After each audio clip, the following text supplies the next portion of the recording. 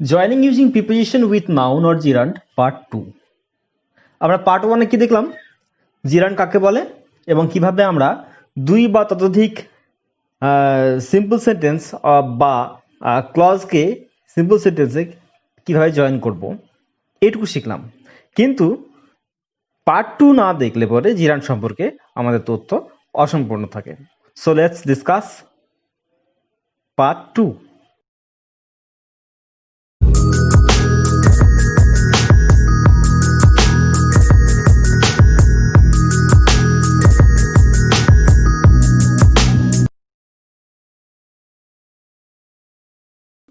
ইংরেজি ব্যাকরণে বা গ্রামারে আমাদের আরও একটি বিষয়ের সঙ্গে এই জিরান্ডের মিল রয়েছে, অর্থাৎ সেটা হচ্ছে present participle.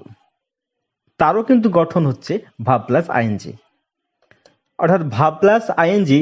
For example reading, writing, going, doing, dancing, singing etcetera etcetera, সমস্ত ফিনাইট ভার্বের পাশে যদি আইএনজি যুক্ত করা হয়, তো এই আইএনজি যুক্ত ফর্ম বা আইএনজি যুক্ত ভার্ব একই সঙ্গে জিরান্ডেও ব্যবহৃত হয়, আবার একই সঙ্গে প্রেজেন্ট পার্টিসিপল ব্যবহৃত হয়। তাহলে আমরা কিভাবে ডিফারেন্সিয়েট করব? How do we differentiate what is জিরান্ড and what is present participle, অর্থাৎ জিরান্ড কখন বলা হবে, এই আইএনজি ভার্বকে বা আইএনজি যুক্ত ভার্বকে কখন জিরান্ড বলা হবে এবং কখন প্রেজেন্ট পার্টিসিপল বলা হবে, এটা কিভাবে আমরা বুঝবো? আমরা এর একটা তুলনামূলক আলোচনা করব। Let's have a comparative discussion about জিরান্ড and participle, অর্থাৎ প্রেজেন্ট পার্টিসিপল। এখন আমরা যদি জিরান্ড এবং প্রেজেন্ট পার্টিসিপলকে পাশাপাশি বসিয়ে আলোচনা করি, তাহলেই আমাদের জিরান্ড সম্পর্কে ধারণাটা পরিষ্কার হবে আরো, এবং বুঝতে কোনো অসুবিধা হবে না। So let's compare.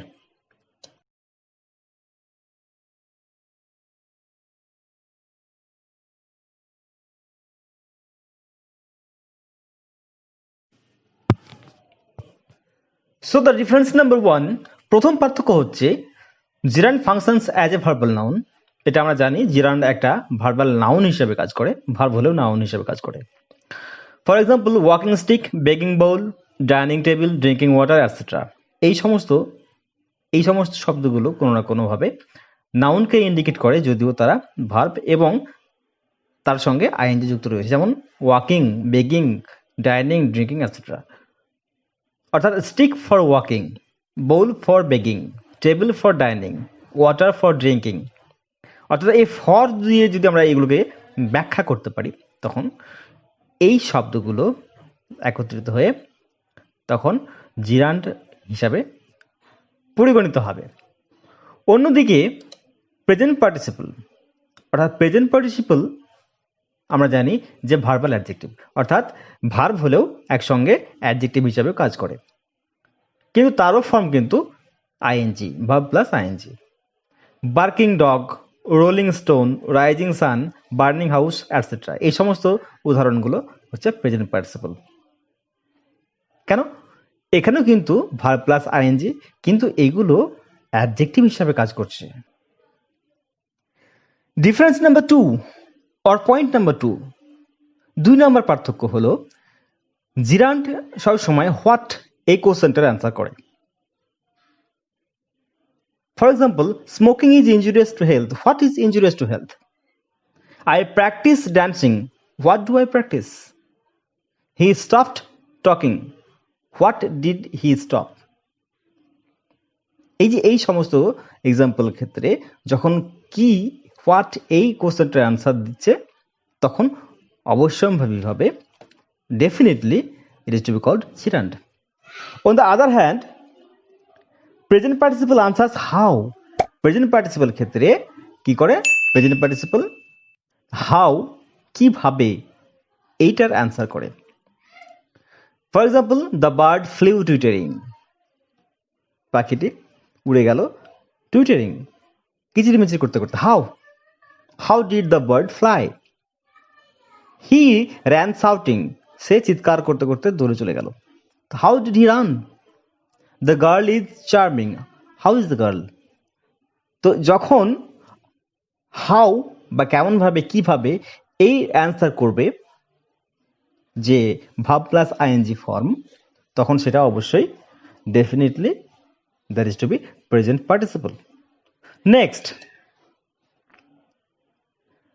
জিরান্ড positive case, অর্থাৎ জিরান্ডের আগে অবশ্যই, অর্থাৎ যে ভার্ব প্লাস আইএনজি ফর্মটা ব্যবহৃত হচ্ছে তার আগে যদি পজিটিভ কেস থাকে, তাহলে সেক্ষেত্রে পজিটিভ কেস অর্থাৎ মাই, হিজ, হার, দেয়ার অ্যাসেট্রা, এই সমস্ত শব্দগুলো থাকলে পরে তখন সেগুলো অবশ্যই, বা সেই ভার্ব প্লাস আইএনজি ফর্মগুলো অবশ্যই জিরান্ড হবে। For example, I like his playing cricket. লক্ষ্য করে দেখলে বুঝতে পারা যাবে প্লেয়িং এই ভার্বটি ভার্ব প্লাস আইএনজি, এখানে ইং ফর্ম, ইং ভার্ব, তার আগে হিজ রয়েছে, একটা পজিটিভ কেস। হি এনজয়েড মাই সিঙ্গিং, এখানে সিঙ্গিং এটা ভার্ব প্লাস আইএনজি, কিন্তু তার আগে একটা পজিটিভ কেস মাই রয়েছে। তো যে সমস্ত ভার্ব প্লাস আইএনজি ফর্মগুলো ব্যবহৃত হয়েছে তার আগে যদি পজিটিভ কেস থাকে, তাহলে সেটা ডেফিনেটলি জিরান্ড হিসাবে ব্যবহৃত হবে। কিন্তু অপরদিকে প্রেজেন্ট পার্টিসিপলের ক্ষেত্রে অবজেক্টিভ কেস থাকবে, অর্থাৎ যে সমস্ত ভার্ব প্লাস আইএনজি শব্দগুলো বাক্যে ব্যবহৃত হবে সেই সমস্ত শব্দগুলোর আগে যদি অবজেক্টিভ কেস থাকে, for example me, us, you, our etcetera, এইগুলো যদি থাকে, তখন সেক্ষেত্রে কিন্তু ডেফিনেটলি বলা যাবে যে the said verb plus ING form is relating to present participle. I saw him playing cricket, এখানে playing, play plus ING playing, এখানে আইএনজি ফর্ম, এটা কিন্তু তার আগে হিম রয়েছে, নট হিজ, হিজ নয় কিন্তু হিম রয়েছে, তাই এখানে এটা অবজেক্টিভ কেস রয়েছে, এটা চোখ বন্ধ করে present participle form. Next, he heard her singing song, এখানে হার, সিঙ্গিং এটা ভার্ব প্লাস আইএনজি ফর্ম, তার আগে হার, এটা একটা অবজেক্টিভ কেস। তো এই অবজেক্টিভ কেস যদি থাকে আইএনজি ফর্মের আগে, তখন সেটা definitely present participle form. Next, gerund to be used always after preposition, অর্থাৎ যদি জিরান্ড হয় তাহলে আইএনজি ফর্ম যে ভার্ব, সে আইএনজি যুক্ত ভার্বগুলো কিন্তু তার আগে একটা অবশ্যই, অর্থাৎ অবশ্যই নয়, যদি তার আগে প্রিপোজিশন থাকে তাহলে সেটা অবশ্যই gerund. For example, he is fond of singing, এখানে লক্ষ্য করলে বোঝা যাবে যে সিঙ্গিং এটা verb plus ING, sing plus ING singing, কিন্তু তার আগে অফ রয়েছে প্রিপোজিশন, তাহলে ভার্ব প্লাস আইএনজি তার আগে যদি প্রিপোজিশন থাকে তাহলে সেটা অবশ্যই gerund. Next, I am interested in teaching, teaching teach plus ING, so এই আইএনজি ফর্মের আগে ইন রয়েছে, প্রিপোজিশন রয়েছে, তাহলে এটা ডেফিনেটলি জিরান্ড যেহেতু প্রিপোজিশন রয়েছে। অন দ্য আদার হ্যান্ড, অপরদিকে প্রেজেন্ট পার্টিসিপলের ক্ষেত্রে কি হবে, শুধুমাত্র কন্টিনিউয়াস টেন্সে যে সমস্ত ভার্বগুলো ইউজ হয় সেগুলো, যেমন he is singing song, I am teaching, এর আগে কিন্তু কোনো রকম প্রিপোজিশন নেই এখানে।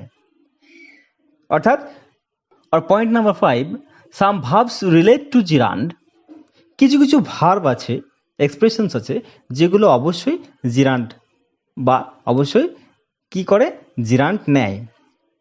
যেমন for example, admit, mind, enjoy, can't help, worth, forget, suggest, proposed, looking forward to, etcetera, এই সমস্ত ভার্বগুলো কিন্তু অবশ্যই তার আগে বা তারপরে আর কি, এই ভার্বগুলো তারপরে যে ভার্ব প্লাস আইএনজি ফর্ম নেয় সেটা অবশ্যই ডেফিনেটলি সেটা জিরান্ড।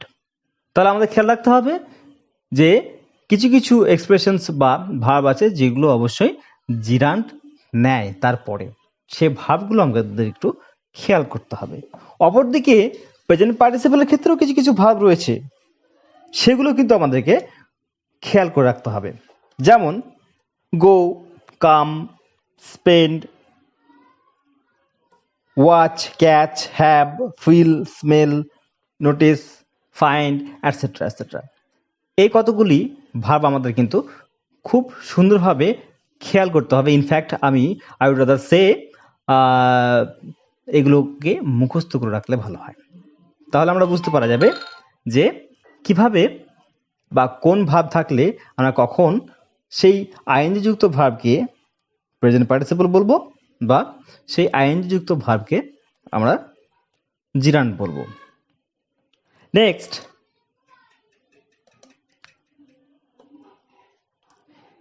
এছাড়াও বিসাইড দিস, অর্থাৎ এগুলি ছাড়াও কিছু কিছু শর্ট প্রহিবিশনস আছে যেগুলো আমরা অবশ্যই জিরান্ড বলে জানি বা জিরান্ড হয়ে থাকে। যেমন শর্ট প্রহিবিশন, যেমন নো স্মোকিং, নো পার্কিং, এই সমস্তগুলো আমরা অবশ্যই আমরা সচরাচর দেখতে পাই, সেগুলোকে এই সমস্তগুলো অবশ্যই জিরান্ড হিসাবে পরিগণিত হবে বা জিরান্ড হিসাবে উল্লেখিত হবে। ফর এক্সাম্পল আমরা দেখতে পাই no smoking, no parking etcetera. তো এই গেল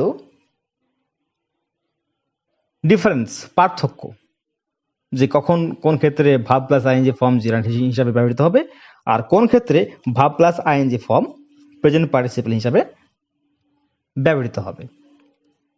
এবার আসুন কতগুলো এক্সাম্পল নেওয়া যাক এবং সেগুলো ডিসকাস করা যাক যাতে আরো পরিষ্কার হয়ে যায় ব্যাপারটা। Why is the spring so late in coming? এখানে দেখুন একটি ভাব প্লাস আইএনজি ফর্ম রয়েছে, কামিং। তো এটা কি? এটা জিরান্ড না এটা পার্টিসিপল? এটা অফকোর্স জিরান্ড। কেন না, তো এর আগে দেখুন লক্ষ্য করে ইন রয়েছে, প্রিপোজিশন। আর আমরা জানি যে ভাব বা যে ভাব প্লাস আইএনজি ফর্ম বা ইং ভাব যেখানে থাকবে তার আগে যদি কোনো প্রিপোজিশন থাকে তাহলে সেটা অবশ্যই কি হবে? জিরান্ড হবে। Rule number 4 after preposition. Next, walking makes you healthy, অর্থাৎ ওয়াকিং, এই যে ভাবটা ভাব প্লাস আইএনজি ফর্ম, এটা প্রথমে বসে রয়েছে। এখন এটা কি? এটা জিরান্ড। কেন? বিকজ ইট আনসার্স হোয়াট, কারণ এটা হোয়াট এর উত্তর দেয়। হোয়াট মেক্স ইউ হেলদি, কি তোমাকে বা তোমাদের হেলদি করে রাখে, ফিট রাখতে সাহায্য করে? ওয়াকিং। তাহলে হোয়াট যখন আনসার হবে তখন সেটা হবে কি? তখন সেটা হবে জিরান্ড। তাহলে রুলস নাম্বার 2। নেক্সট, হি গোজ শপিং, এটা কিন্তু প্রেজেন্ট পার্টিসিপল। কেন? শপিং এই ভাবটার আগে গোজ রয়েছে, আমরা জানি, বললাম রুল নাম্বার 5 যে কিছু কিছু ভাব রয়েছে যেটা তারপরে বা যে ভাবগুলি তারপরে যে আইএনজি ফর্ম ব্যবহার করে সেগুলো অবশ্যই ডেফিনেটলি সেগুলি প্রেজেন্ট পার্টিসিপল।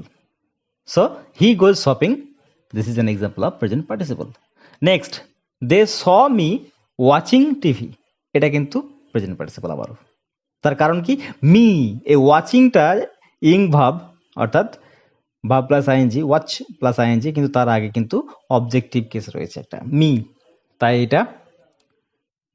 এটা present participle. Next, number 5, I enjoy watching TV, এটা কিন্তু জিরান্ড, পাশে ব্র্যাকেটে জি লেখা আছে দেখুন। তার কারণ এখানে ওয়াচিং, ওয়াচ প্লাস আইএনজি, এইটা ভাব ফর্ম, এই ইং ভাব ফর্ম, এটা কি? এখানে আই এনজয় হোয়াট, আবারও ওয়াচিং, এইটা হোয়াট এটা আনসার করছে। যদি সেটা নাও দেখি তাহলে পরে কি? এনজয়। আমি আগে বলেছি কিছু কিছু ভার্বস আছে, এক্সপ্রেশনস আছে যেগুলো তারপরে জিরান্ড নেয় সাধারণত, সেগুলো হচ্ছে তার মধ্যে উল্লেখযোগ্য হচ্ছে এনজয়। এনজয় ভাবটা দেখুন আছে ওয়াচিং এর আগে, তাই এটা অবশ্যই জিরান্ড। আশা করি আপনারা সকলে বুঝতে পেরেছেন, এবং যদি কোনো প্রশ্ন থাকে অবশ্যই কমেন্ট বক্সে জানাবেন। Hope you have got this. Please like, share and comment, and don't forget to press the bell icon for my incoming videos. Thank you very much.